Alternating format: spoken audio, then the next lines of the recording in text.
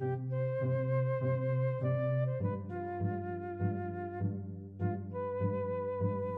I'm James Harvey, the professor of music theory at the College of Southern Nevada with 5-Minute Music Theory, and this is going to cover the last of our generic harmonic functions. So far we've covered tonic, dominant, predominant.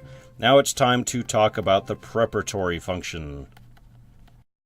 The preparatory chords are the ones that lead us to everything else, typically predominant, dominant, tonic, sort of like a cycle. There's two chords that perform preparatory functions. There's the one built from the 6th scale degree and the one from the 1st scale degree. I'm still using C major as our example for now. The one that's built from the 6th scale degree is the submediant function, submediant. And then the one built from the 3rd scale degree is the mediant function. So you can kind of remember that these belong to the same group because their names are so similar to each other. Sometimes it's easy to mistake them for each other, but the submediant is the one from the 6 and the mediant is the one from the 3. Don't call them 6 and 3 chords. Call them submediant and mediant chords. Both of them perform preparatory function. Now, let's add our preparatory functions to our charts. I'm not going to put a box for these. I'm going to use circles instead and arrows.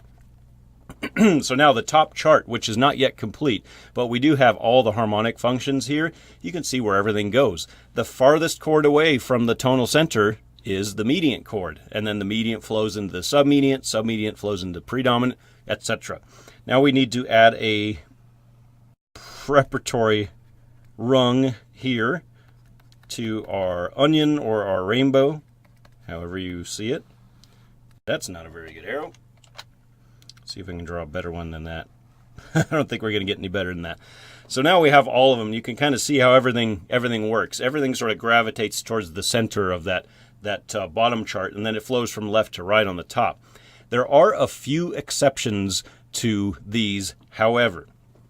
We do have this exception. On that top chart, I'm actually going to erase this bottom chart just so I get not a lot of space. You can remember that one. The one on top is the one that's more common. If you ever search for a harmonic progression chart, more commonly you'll see the one that looks like this on the top.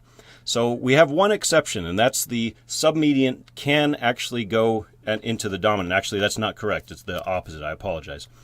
The dominant can flow into the submediant, and we'll talk about that specifically in a few videos because that's something that has a specific name. It's the deceptive progression. We have two more exceptions.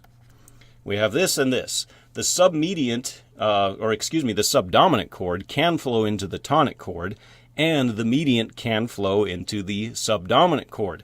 And what you might notice, it looks kind of complicated here, but if you look really carefully, we have a happy little guy here.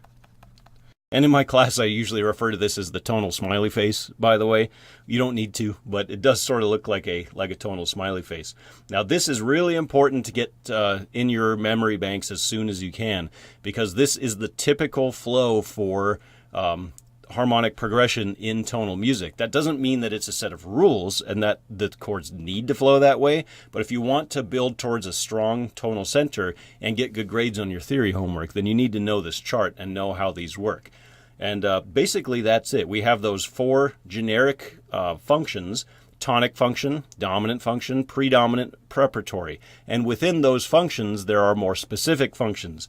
We have the preparatory chords here. We have the predominant chords here, dominant here, and then the only chord that performs the tonic function is the one that's here. Now, I know that looks like a huge mouthful, but I'm going to have a whole bunch of supplementary materials to this eventually, and then we're going to cover some more of this in later videos as well, and we're going to be working with this chart for quite a while through these. In fact, almost towards the end, we're going to be using this chart. It's extremely important. If I didn't mention that again, it's extremely important. And please use the function names when referring to these chords, not the numbers. Thank you.